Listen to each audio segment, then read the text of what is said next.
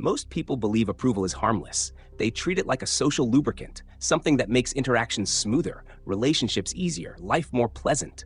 They assume wanting validation is natural, even healthy. And at a basic level, it is. Humans are social animals. But what almost no one is willing to admit is that the need for approval quietly rewires the mind. It reshapes decisions, it alters posture, tone, timing, and over time, it turns capable individuals into predictable ones. Approval is not just a desire, it is a dependency. The moment your sense of stability relies on how others respond to you, power leaves your hands. You may still appear confident, you may still speak well, act competent, even lead. But beneath the surface, your internal compass is no longer self-directed. It points outward, toward reactions, toward signals, toward subtle cues of acceptance or rejection. And anything that controls your direction controls you.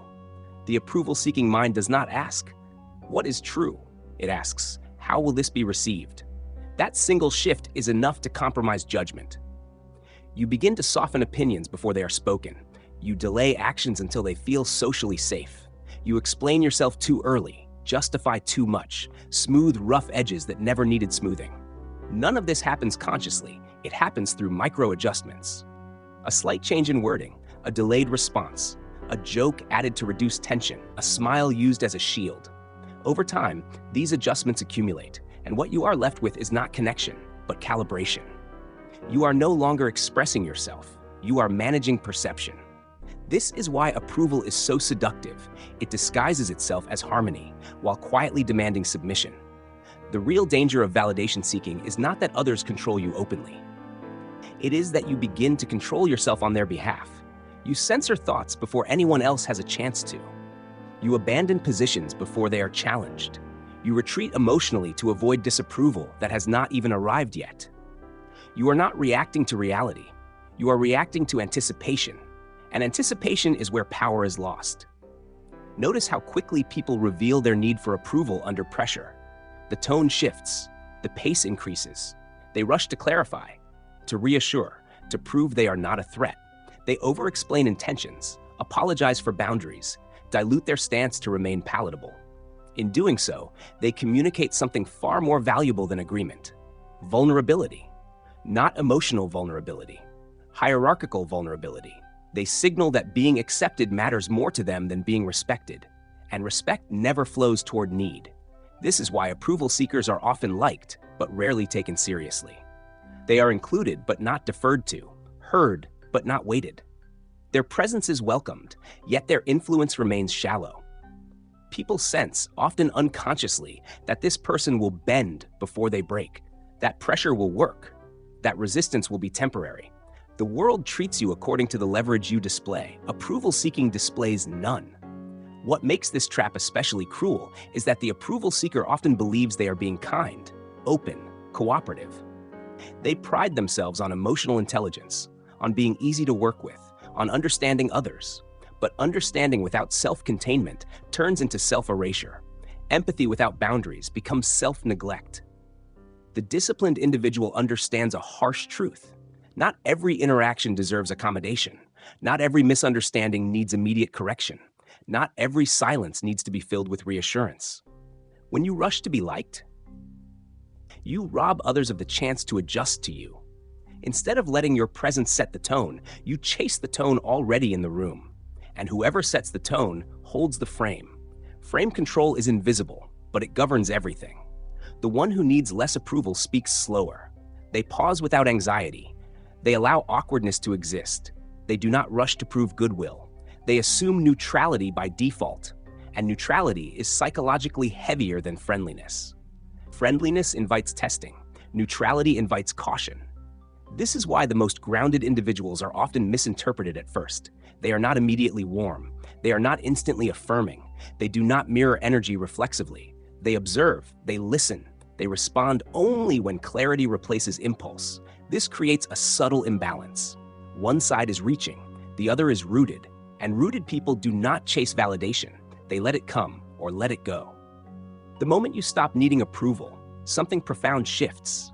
Conversations slow down, decisions feel cleaner, reactions lose urgency. You no longer feel the internal pull to perform. You can disagree without hostility. Withdraw without guilt. Say nothing without anxiety. This is not emotional coldness, it is emotional sovereignty. You still feel, you still care, but your self-worth is no longer negotiated in real time through facial expressions and tone shifts. You stop scanning rooms for acceptance. You stop adjusting yourself to fit invisible expectations. You become internally referenced. And internally referenced individuals are difficult to manipulate because manipulation relies on emotional leverage, guilt, fear of rejection, desire for praise. Once these levers stop working, influence must become honest or disappear entirely. This is why people who release the need for validation often experience a strange social inversion. Some relationships weaken, others strengthen. Certain people drift away, uncomfortable with the loss of control they once had. New dynamics form, quieter, more respectful, less performative. You become selective without trying, and perhaps most importantly, your mind grows quieter, not empty, clear. Decisions are no longer clouded by imagined reactions. Actions are no longer delayed by the fear of being misunderstood. You act because alignment exists internally, not because approval exists externally. That is where authority begins. Not in dominance, not in aggression, but in the absence of need. The approval trap convinces you that connection requires surrender. The disciplined mind knows better. True presence does not beg to be accepted. It stands, uncollapsed, and allows the world to respond however it will. And those who do not need validation become something rare in a noisy world, unmovable, unpredictable, uncontrolled. Welcome to the approval trap. Once you begin to loosen your dependence on approval, the first thing you notice is discomfort. Not from others, but from yourself. Silence feels heavier. Neutral expressions feel risky. Pauses feel like missed opportunities to smooth things over. This is not because something is wrong. It is because your nervous system has been trained to associate approval with safety. For years, you were rewarded for being agreeable. Smiles reduced friction. Validation reduced tension. Being liked kept the emotional environment predictable. Approval became a form of insurance against conflict, against rejection, against uncertainty. So when you stop reaching for it, your mind interprets the absence as danger. This is the withdrawal phase. Most people fail here, not because they lack discipline, but because they misinterpret the sensation. They think discomfort means they are becoming arrogant, cold, antisocial. In reality, it means the leash is being removed.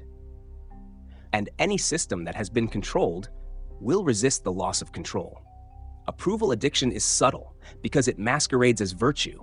You are praised for being understanding, for being flexible, for being easy to deal with. But flexibility without an internal anchor turns into drift. You move wherever approval pulls you.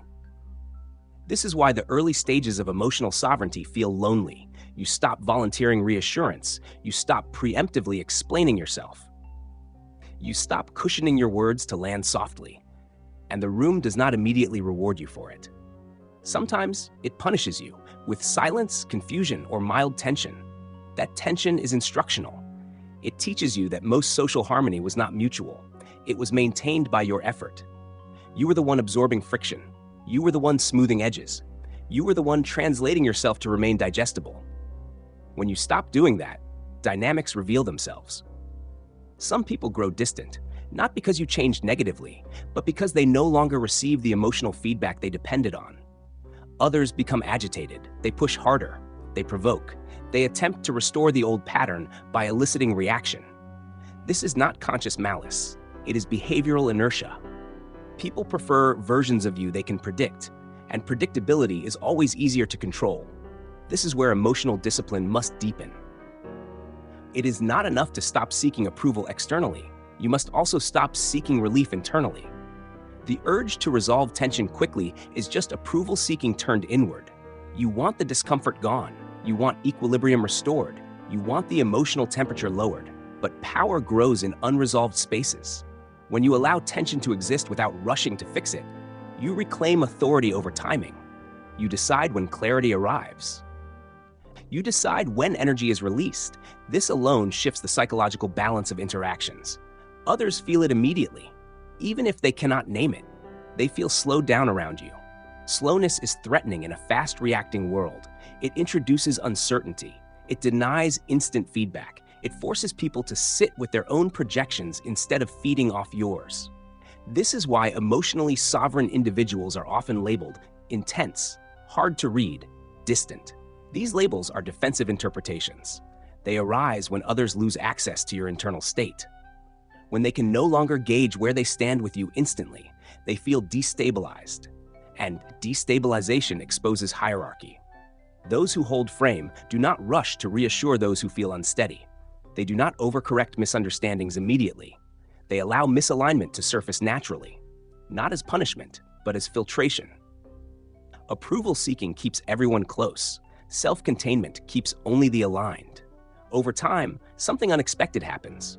You begin to feel less need to assert yourself, less need to convince, less need to prove. Because your identity is no longer constructed through response, it exists prior to interaction. This is the shift from reactive presence to gravitational presence. Reactive presence needs engagement to feel real. Gravitational presence exists regardless of engagement. People adjust to it. Conversations orbit it. You do not push influence outward, you hold it inward, and let others feel the pull. This is why the removal of approval seeking increases perceived confidence. Without any overt display, you are not louder, you are not sharper, you are not more dominant, you are simply less available for negotiation. And what cannot be negotiated commands respect. Notice how differently people speak to those who do not seek validation. The tone becomes more deliberate, the words more precise, jokes become fewer, probing becomes cautious. This is not fear, it is recalibration. They are adjusting to a presence that does not bend automatically. The most profound consequence, however, is internal. When approval no longer anchors your decisions, clarity accelerates. You know faster what feels aligned. You exit situations earlier. You say no without rehearsing explanations. You allow others to misunderstand you without rushing to correct the narrative. This last point is critical. Needing approval makes you hostage to perception. Releasing it means accepting that some people will misinterpret you and choosing not to chase their understanding. This is not indifference, it is prioritization. Your energy is no longer spent managing external narratives. You become selective with where explanation is earned, and explanation, when scarce, becomes valuable. This is the paradox of authority. The less you try to be understood universally, the more weight your words carry when you do speak, because they are no longer diluted by constant self-translation. They arrive intact, clean, undistorted, unapologetic. Approval-seeking fragments identity. Emotional sovereignty consolidates it. You stop being many versions of yourself for many audiences. You become one version, encountered differently by different people. This is stability, and stability is rare. Most live in flux, adapting, adjusting, reshaping moment by moment. Those who do not adapt reflexively stand out immediately, not because they resist change, but because they choose it consciously. This is where the approval trap fully dissolves, not when you stop caring what others think, but when others. Reactions stop determining your internal state. You still listen, you still learn, you still refine, but you do not submit your center. And once your center is no longer accessible, influence reverses direction. The world no longer pulls you, it responds to you. And that is where real power begins. Once approval is no longer your compass, every arena of life reorganizes around a different axis. Conflict, influence, attraction, leadership. Not because you learned new tactics, but because your internal posture changed. You are no longer moving toward outcomes. Outcomes begin to move around you. Conflict is the first place this becomes visible. Most conflicts escalate for one simple reason: emotional urgency. One side needs resolution quickly, relief, validation, dominance, moral victory. The moment that need appears, leverage shifts. Whoever wants the conflict to end first is already negotiating from below. The cold-minded individual understands this instinctively. They do not rush to defend themselves. They do not rush to clarify intent. They do not rush to correct disrespect in real time. They observe the emotional temperature before deciding whether engagement is even necessary. This creates asymmetry. When someone attacks emotionally and meets stillness instead of resistance, their energy has nowhere to land. They escalate. Louder tone, sharper words, exaggerated claims, trying to provoke reaction. And with every escalation, they reveal more about themselves while learning nothing about you.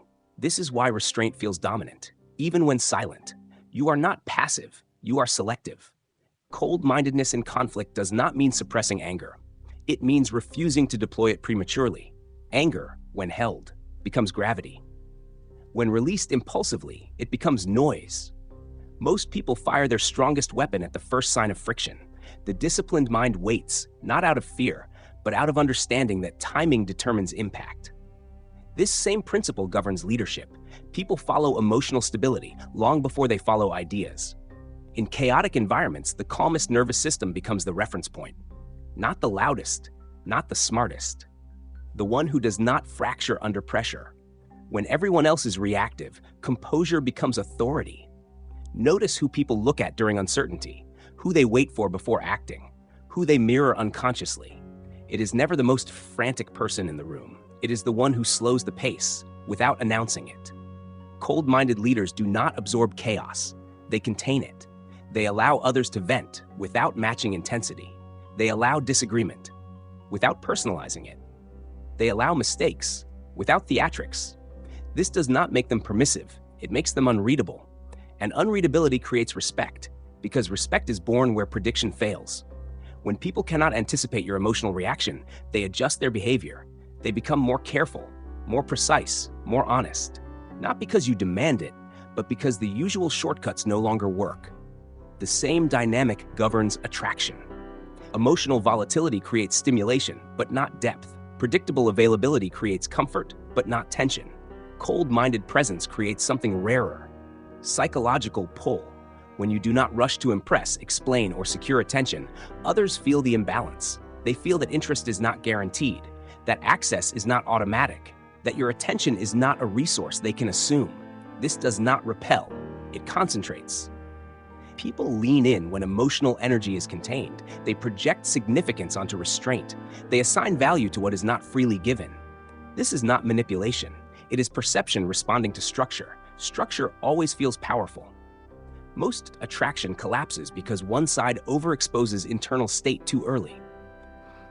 They narrate feelings, telegraph intentions, seek reassurance through expression. In doing so, they flatten tension. Cold-mindedness preserves tension.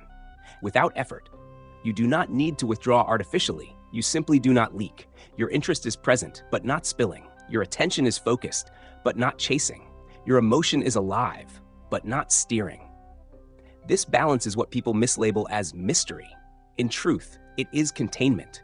And containment changes how others experience you. They do not feel consumed by you. They do not feel responsible for managing your emotions.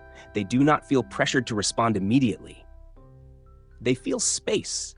And space is where desire, respect, and influence grow. At a deeper level, cold-mindedness reshapes your relationship with self-image. You stop performing emotional reactions to prove authenticity. You stop using expression to confirm existence.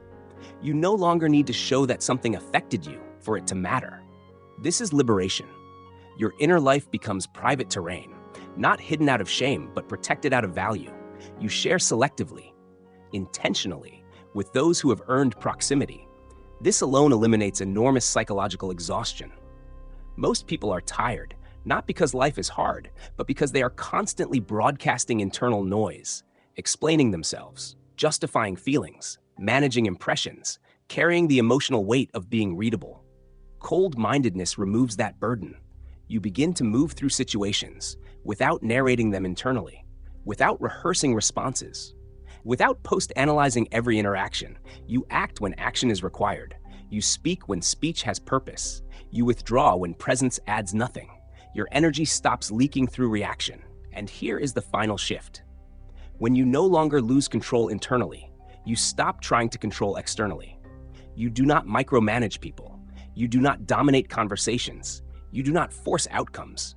Because you are no longer afraid of uncertainty. Uncertainty becomes neutral territory instead of threat, and the person comfortable in uncertainty always has the advantage over those who need resolution. This is why cold-minded individuals appear powerful, even when inactive. They are not waiting helplessly, they're allowing situations to clarify themselves. Time begins to work for you, instead of against you. Others rush, you wait.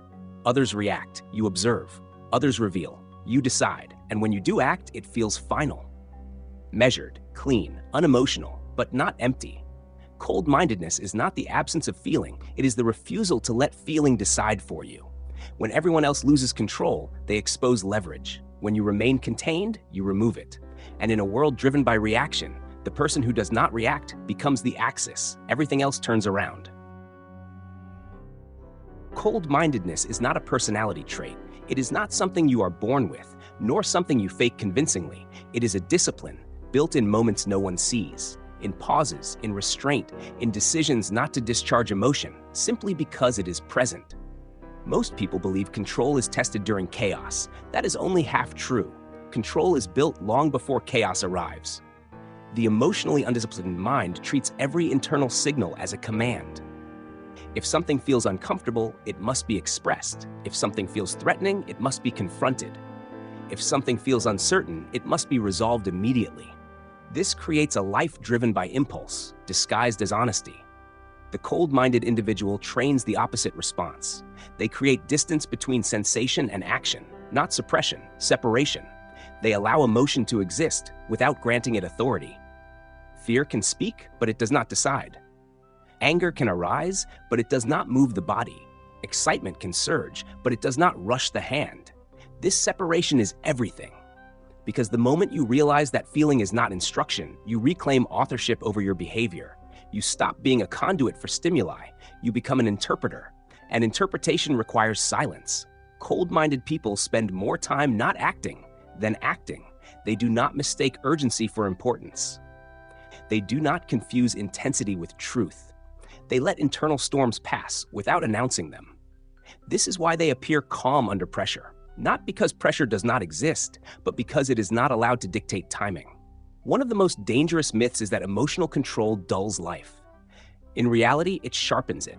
When emotion is contained, perception improves. You notice subtleties others miss, tone shifts, power dynamics, micro behaviors. You are not busy reacting, so you are free to observe. Observation creates precision, and precision is the true source of effectiveness. This is also where detachment becomes misunderstood. Cold-mindedness is not indifference. Indifference is disengagement. Cold-mindedness is engagement. Without attachment to outcome, you care, but you are not hostage to results. When people sense that you are not dependent on how things turn out, something changes. They stop trying to push you emotionally.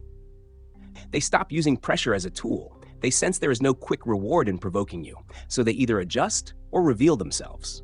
Both outcomes benefit you. At an internal level, this discipline restructures your identity. You stop defining yourself by reactions, by wins and losses, by emotional highs and lows. Your sense of self becomes anchored to something quieter, your capacity to remain intact, regardless of circumstance. This is why cold-minded individuals recover quickly. They do not spiral. They do not rehearse insults. They do not relive moments compulsively. They extract information, then move on. They do not cling to emotional residue. Most suffering is not caused by events, but by emotional echo. The mind replaying what already happened, trying to reclaim control retroactively. Cold-mindedness ends the replay. What happened, happened. What matters now is position. And position is always adjustable. When your internal state is stable, this is why the cold-minded individual is difficult to destabilize long-term. You can surprise them. You can disappoint them. You can even wound them, but you cannot own them. Their center is not outsourced. They do not need others to behave correctly, for them to remain composed. They do not need fairness to remain functional. They do not need understanding to remain grounded. This is not cynicism. It is sovereignty. At the highest level, cold-mindedness becomes invisible. You stop thinking about being controlled at all. You simply operate from a place where emotional volatility no longer feels useful. You speak less, not because silence is a tactic, but because most words do not improve position. You react less, not because reaction is weakness, but because it is often unnecessary. You move slower, not because you hesitate, but because speed without clarity creates mistakes. Others may misread this as detachment, aloofness, even coldness. Let them. The cold-minded individual does not rush to correct perception. They understand that those who matter will adjust, and those who do not were never meant to understand. This is the final truth. Cold-mindedness is not about controlling others. It is about becoming unreachable by chaos. When everyone else loses control, they fracture outward. When you remain contained, you consolidate inward. And consolidation is power. You are not above emotion. You are above being ruled by it. This is how you stay intact when the world destabilizes. This is how presence becomes authority. This is how control stops being something you seek and becomes something you embody.